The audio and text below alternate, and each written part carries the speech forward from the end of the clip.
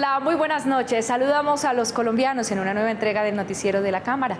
En esta emisión les tendremos todos los detalles del proyecto que busca la paz total aprobado en la corporación. Edwin, muy buenas noches. Buenas noches, Marta. Televidentes, aquí también les tendremos todo lo que necesita saber sobre la reforma tributaria, por qué ya no va el impuesto a las pensiones y cómo esta reforma podría impactar el bolsillo de los colombianos. Así es, por eso invitamos a los televidentes que están conectados a esta hora con nuestra emisión para que conozcan los hechos legislativos más importantes de la semana en nuestros titulares. Bienvenidos. Aprobado proyecto de paz total. Regiones afectadas por el conflicto armado tendrán por fin tranquilidad en sus territorios. Jóvenes presos por protestas podrían recibir indulto o amnistía gracias a proyecto de ley. ¿Cuáles son los cambios en la ponencia de la reforma tributaria? Aquí se los contamos. Más de 31 billones de pesos será el presupuesto de regalías para los próximos 2 años. Invierno no da tregua en el país. Representantes piden ayuda para campesinos y habitantes afectados. Iniciamos esta emisión con una buena noticia para las regiones afectadas por el conflicto armado, porque la plenaria de la Cámara aprobó el proyecto de paz total que abre las puertas de negociación y sometimiento con los grupos al margen de la ley. 19 artículos fueron debatidos con el gran apoyo de varios partidos políticos. El objetivo de la paz total es inminente. Que generemos las condiciones políticas, las condiciones jurídicas para que haya un diálogo nacional por la paz. La paz no es simplemente el desarme de los fusiles. La paz va a ser la gestión que se realice en el campo educativo, en el campo de la agricultura, en el campo de la defensa, en el campo del comercio, en la idea de la integralidad, que es lo que en esencia quiere transmitir el proyecto de paz total. La propuesta de diálogo del presidente Gustavo Petro permitirá dialogar con grupos armados de naturaleza política como el ELN y también con estructuras armadas organizadas de crimen de alto impacto. Es muy importante que todos llegaran al tiempo. Como explico yo siempre, si una mesa tiene 4 patas y le falta una pata, ahí se nos cae la mesa. Entonces ya es mirar la voluntad de aquellas personas que están, digamos, como al margen de la ley, aprovechar esta oportunidad que es única e histórica. Que le da capacidad a los alcaldes y a unos subcomisionados en las regiones de encontrar salidas diferenciales en esos territorios de conflicto. Durante la jornada, con 134 votos por el sí, se aprobó también la creación del Servicio Social para la Paz, a través de 11 modalidades y con una duración de 12 meses. Esto como alternativa al servicio militar obligatorio. El Servicio Social para la Paz será prestado por personas que cumplan los requisitos del servicio militar obligatorio. Este también será certificado, tendrá la misma validez de la libreta militar y servirá como experiencia para el primer empleo. Para el noticiero de la Cámara de Representantes, Euder Gutiérrez, la voz de las regiones. Y a propósito de la paz total, nuestro protagonista de la semana es el representante José Alberto Tejada del Pacto Histórico, quien lidera una propuesta para amnistiar a los jóvenes que participaron en el llamado estallido social a través de marchas y protestas en varias regiones del país. Representante, ¿cuántos jóvenes hoy están tras las rejas, están en la cárcel, acusados de varios delitos que ocurrieron durante estas manifestaciones? Gracias, Edwin. Mira, lo que te puedo confirmar es que tenemos datos reportados de aproximadamente 280 jóvenes. ¿Por qué decimos aproximados? Porque hay varias fuentes de información. La Fiscalía, la Defensoría del Pueblo, algunas ONGs especializadas en este tipo de temas y nosotros mismos hemos hecho nuestro propio estudio, nuestro propio sondeo, especialmente en la zona del Valle del Cauca. Pero ¿en qué consiste el proyecto de ley sobre amnistía e indulto para estos jóvenes? Los invito a ver este informe. Este beneficio se aplicará por única vez y sería aplicable a hechos que tengan relación con la protesta social presentada en el año 2021. Decir claro que no es un asunto de impunidad, es un asunto que ya ha sucedido varias veces, es darle tratamiento social a un problema social. Entender que hay ahí una serie de recomendaciones que han hecho incluso organismos internacionales como la ONU, diciendo claramente que no se puede conectar el ejercicio de la protesta con delitos como concierto para delinquir, como terrorismo, como tortura, cuando realmente pues eso no se aplica jamás. El proyecto tendrá en cuenta la situación que están viviendo en las cárceles los jóvenes detenidos por las presuntas participaciones en azonadas violentas. Que los compañeros y las compañeras que están injustamente encarcelados tengan un debido proceso, sean excarcelados, se les respete su presunción de inocencia y que acabemos con las exageraciones judiciales. Es una deuda que tenía el gobierno anterior y desde luego el Congreso de la República por mandato constitucional, por el acuerdo de paz, había definido que se debería regularizar la protesta social y esa tarea no se ha hecho. Por su parte, la oposición y otras bancadas han dejado en firme su posición con respecto a este proyecto de ley. El derecho a la protesta que está constitucionalmente avalado no puede cruzarse por un tema de volverse casi terrorismo y de ser vandalismo. Estamos evidenciando que el gobierno nacional desde cualquier punto de vista quiere presentar unas iniciativas que son absolutamente perjudiciales para el bienestar social de nuestro país. En próximas semanas se espera discutir y conciliar este proyecto de ley que busca subsanar todas las afectaciones a los actores involucrados en la protesta social por la que atraviesa el país. Para el noticiero de la Cámara de Representantes, Juan Andrés González, La Voz de las Regiones. Representante Tejada, ¿qué otras herramientas jurídicas contiene este proyecto de ley que beneficiaría a los jóvenes detenidos tras participar en las protestas del año pasado?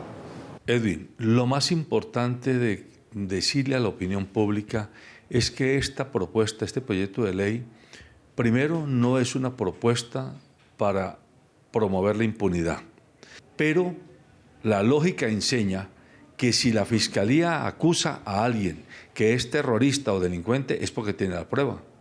¿Cómo me explica usted que después de 16 meses, de 14, de 12, de 10 meses, la Fiscalía no haya podido confirmar la prueba? Es porque no existen. Es porque estamos ante falsos positivos judiciales y nosotros estamos invocando no liberar colectivamente, o mejor, amnistiar colectivamente a la muchachada que llamo yo, sino estudiar caso a caso. Representante, ¿qué les dice a quienes se oponen a estos beneficios? Porque aseguran que el proyecto incentivaría el vandalismo y la violencia dentro de las protestas sociales. Edwin, esa misma pregunta me la hizo un periodista de RCN y yo le contesté. ¿Y qué decirle a las camisas blancas, a la ciudadanía de bien, a la gente de bien y también al aparato mediático que tenemos en el país? ¿Por qué no se han hecho la pregunta con respecto a los policiales que mataron así, a cielo abierto y sin pudor alguno, a más de 80 muchachos en menos de 3 meses? Y le quiero decir más. Los muchachos y muchachas que han sido detenidos, todos fueron detenidos después de que ocurrió que pararan las barricadas y los llamados puntos de resistencia y estaban dedicados todos y todas a lo que llaman barrio adentro. ¿Qué es barrio adentro? Es seguir con la reivindicación de su protesta, pero dentro de sus comunidades. Representante Tejada, ¿cuál es el mensaje para los familiares de los jóvenes detenidos en las cárceles del país? Pues ya que usted me da la oportunidad, Edwin, le quiero decir, y lo quiero decir público, y ojalá lo escuche todo el país. Invito a todas las abuelas, madres, padres, abuelos, esposas, esposos, hijos, hermanos, hermanas de la muchachada a que inunden con sus derechos de petición, con sus cartas reclamando que el Congreso de la República, que la Presidencia de la República, que la Vicepresidencia de la República, que el Ministerio de Justicia, que el Ministerio del Interior, que la Fiscalía, que la Defensoría del Pueblo tomen cartas en el asunto. Representante José Alberto Tejada, muchas gracias. Nosotros continuamos con más información aquí en Noticias, Cámara de Representantes, La Voz de las Regiones. Todos están a la expectativa de las modificaciones a la ponencia para la plenaria del proyecto de reforma tributaria. En el siguiente informe les contamos los detalles de cómo quedaría esta iniciativa en sus últimos debates que se llevarán a cabo la próxima semana. Hasta el momento se han modificado varios de los artículos que han generado más debate. Ya se ha desmontado el tema de la tributación a las pensiones. Eso ya no va. Discutir realmente la fórmula más adecuada para que las regalías que pagan las empresas explotadoras de recursos naturales reviertan en beneficio de la nación, en la idea de que no se descuenten del impuesto a la renta que esas compañías presentan. El ministro de Hacienda también anunció cambios en lo relacionado con las zonas francas y el castigo para evasores. En zonas francas quedamos que va a haber un impuesto que es ponderado, o sea, el 20% sobre las ventas en el exterior, el 35% sobre las ventas en el mercado interno. Hay varios artículos que aún están en discusión y que representantes a la Cámara esperan ser escuchados para que se modifiquen. Uno de ellos, que se vuelva a incluir a los profesionales en el régimen simple de tributación. Queremos que el gobierno considere o reconsidere la posibilidad de incluir las profesiones liberales, abogados, contadores, que ejercen de manera independiente en el régimen simple tal como viene, como funciona hoy. También el artículo del impuesto al carbono, que inicialmente iba en un 50% dirigido para el sector ambiente, pero que luego en las comisiones económicas se cambió para que su destinación no fuera para el sector, también será discutido en la redacción de la ponencia. Hemos estado debatiendo con los congresistas, debatiendo con el gobierno, resaltando la importancia de que estos recursos vayan para el sector ambiente. Se espera que el texto definitivo sea radicado al inicio de la próxima semana. El invierno sigue causando inundaciones y desastres en varias regiones de Colombia. Representantes de los departamentos de Huila, Santander y Chocó hicieron un llamado al gobierno para atender las emergencias causadas por las intensas lluvias. Cultivos, viviendas y vías son los más perjudicados. Esta es la crítica situación que viven los habitantes del municipio de La Plata, en el Huila, tras los estragos causados por la creciente del río Páez y que mantiene incomunicado vía terrestre a los departamentos de Cauca y Huila. En Timaná, otro municipio del departamento del Huila, está por colapsar el Zanjón Colorado, principal sistema de drenaje de aguas lluvias del área urbana. La afectación es total para los habitantes que no han podido sacar sus productos. Municipios del occidente como La Plata, municipios del sur como Pitalito, municipios del centro como Timaná y Gigante se han visto seriamente afectados por el incremento de las lluvias. Nuestros campesinos y productores cafeteros del Huila están incomunicados. Es urgente que el gobierno nacional atienda este llamado y la Unidad Nacional de Gestión de Riesgo haga presencia. Otros municipios como la Argentina también sufren por los deslizamientos. Mientras tanto, en el municipio del litoral del San Juan, en Chocó, los habitantes sufren su propio drama ante el desbordamiento de varios afluentes. Son más de 1.400 personas que claman por una ayuda del gobierno.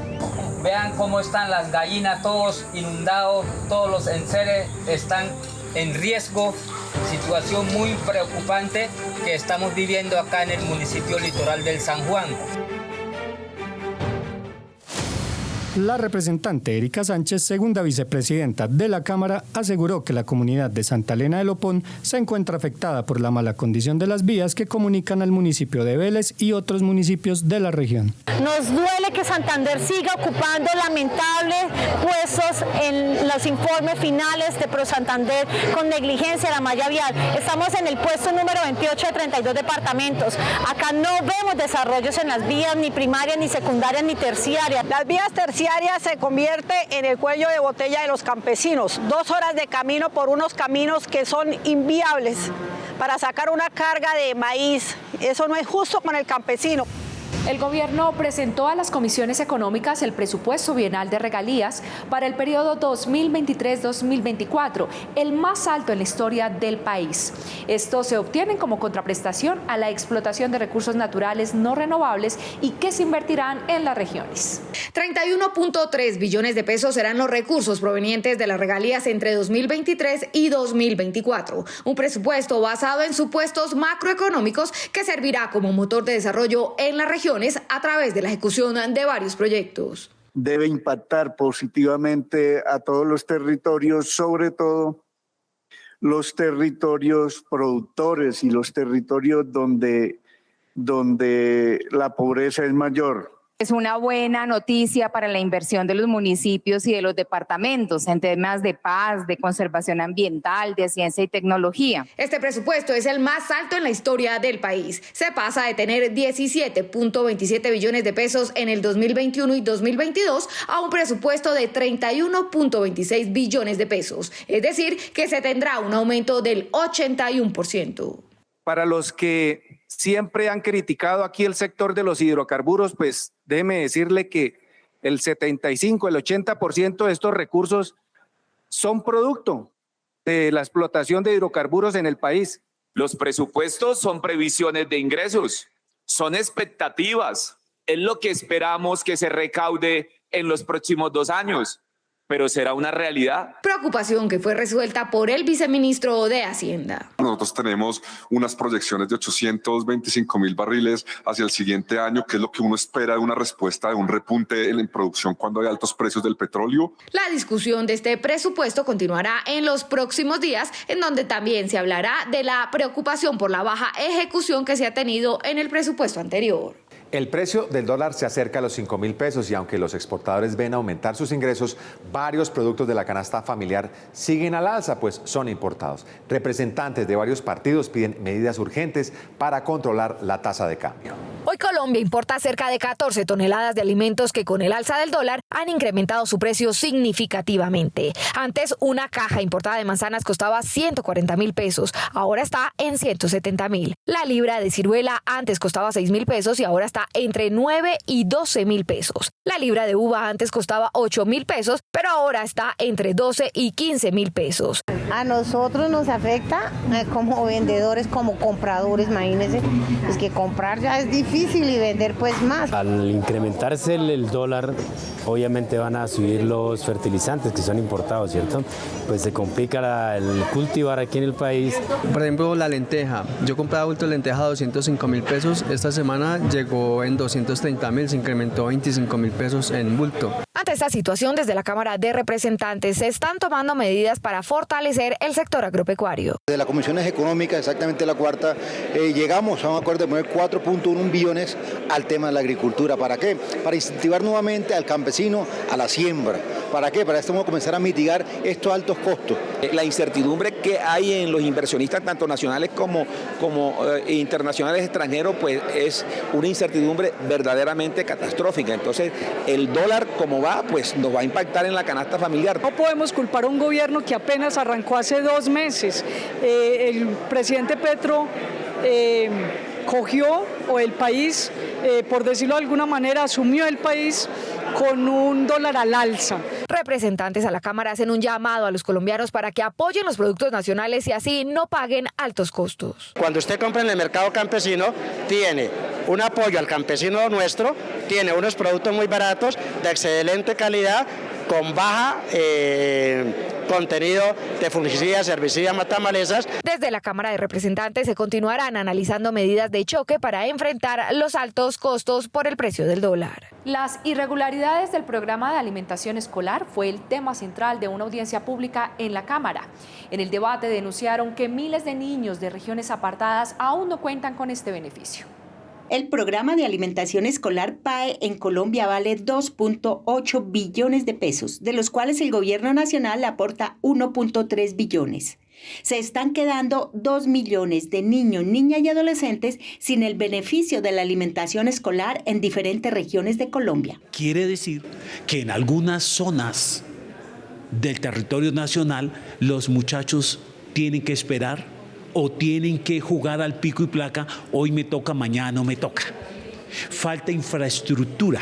Vamos a trabajar duro para que los niños de nuestro país estén bien alimentados, reciban los nutrientes y los micronutrientes necesarios para estudiar bien, con ganas y para que lo hagan con calidad.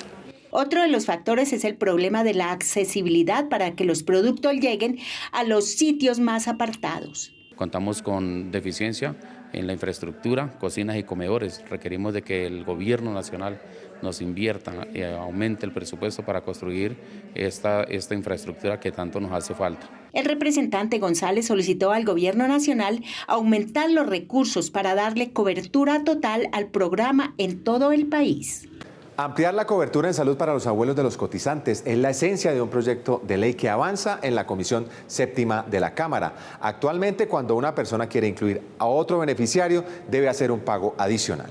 En las calles, los ciudadanos celebraron el avance de esta iniciativa en su primer debate, en la que se beneficiaría un gran número de adultos mayores. Que el abuelo o la abuela que no estuviese cotizando, pues fuese beneficiario de la persona. Entonces los sistemas de salud, en ellos se necesita aún más por un acto de carácter preventivo. Que estén cubiertos por personas que cotizan y que tengan la posibilidad de afiliarlos es el proyecto, yo creo que el más importante que han podido pensar en este momento. Esta ley sería para quienes están en el régimen contributivo y los abuelos o abuelas que podrían registrar como beneficiarios sin costo adicional no deberán ser pensionados ni cotizantes. El afiliado contribuyente tenga esa posibilidad, padre o hijo, de poder afiliar a ese abuelo que no tiene el servicio de salud. Es proteger al adulto mayor que no tenga el beneficio de salud, lo pueda hacer su padre o lo pueda hacer su hijo. Es muy importante que desde el gobierno, así como lo hemos venido diciendo, lo dijimos desde campaña,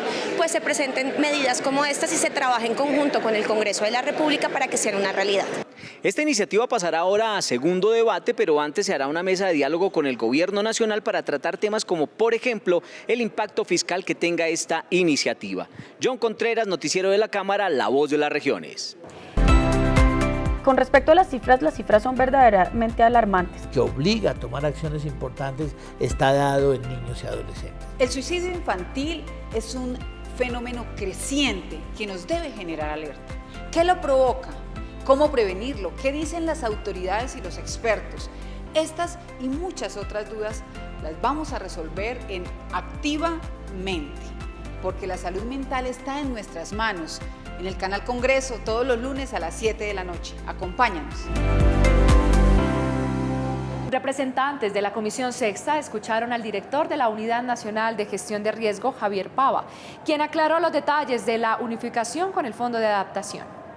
También la comisión escuchó al director de la Unidad Nacional para la Gestión del Riesgo y del Desastre para conocer los proyectos en ejecución y las metas planteadas por este gobierno. Y eso implica que vamos a trabajar en un proyecto que logre garantizar que estos dos entidades logren sacar adelante los proyectos de inmediato plazo en lo correctivo, pero a su vez trabajen en temas prospectivos, en temas no solamente de riesgos o recuperación, sino en algo que denominamos adaptación al cambio climático. El tema presupuestal, en este caso de la Unidad de Gestión del Riesgo, sí ha venido creciendo por la necesidad tan grande que se ha visto especialmente en las regiones, pero obviamente la solicitud del director es que hay que invertir muchos más recursos porque las calamidades cada vez son mayores, entonces están enlazados estos temas de fondo de adaptación. La Unidad Nacional para la Gestión del Riesgo y el Desastre tendrá grandes responsabilidades y más en estos momentos donde las temporadas invernales amenazan amplias zonas del país.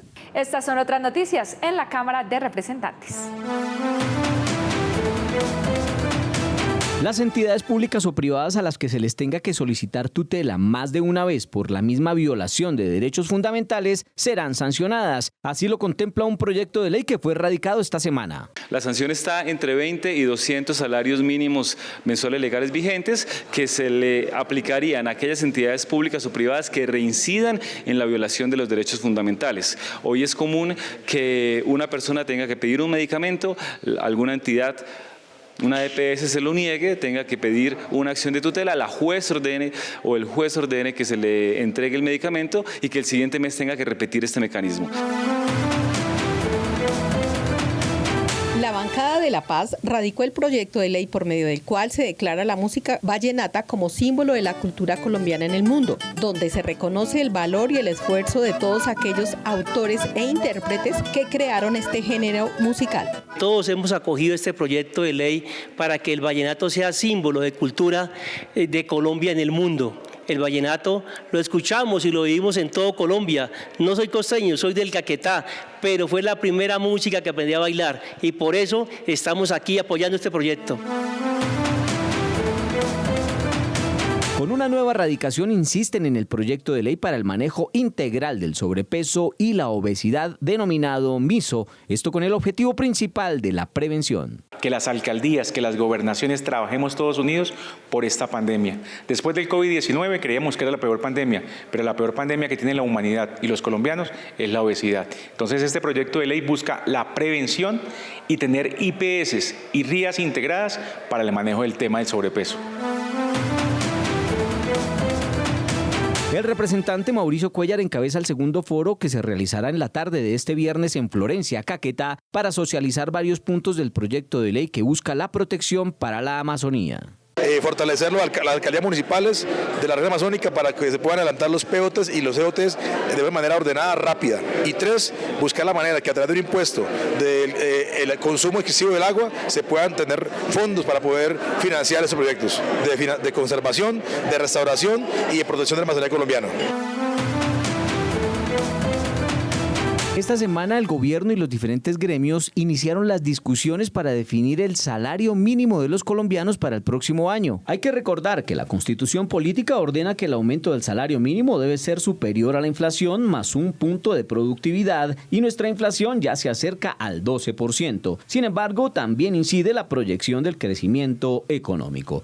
Así que hoy planteamos, por supuesto, que ese salario mínimo deba estar por encima de la inflación en Colombia, que hoy oscila entre el 11 y el 12%.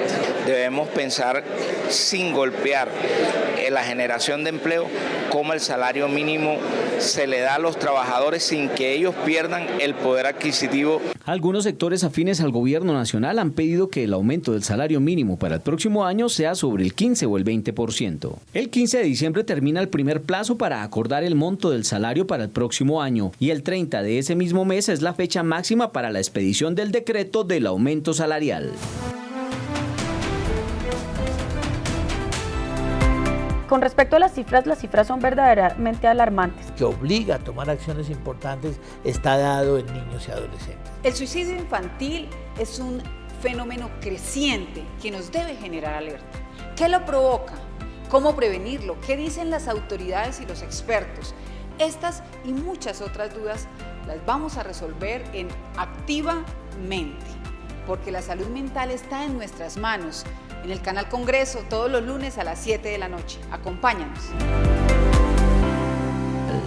Ahora les vamos a contar sobre la situación que viven millones de colombianos en distintos lugares del mundo. Esto con ocasión del Día del Colombiano Migrante. En 2021, estos colombianos giraron 8.596 millones de dólares a través de las llamadas remesas.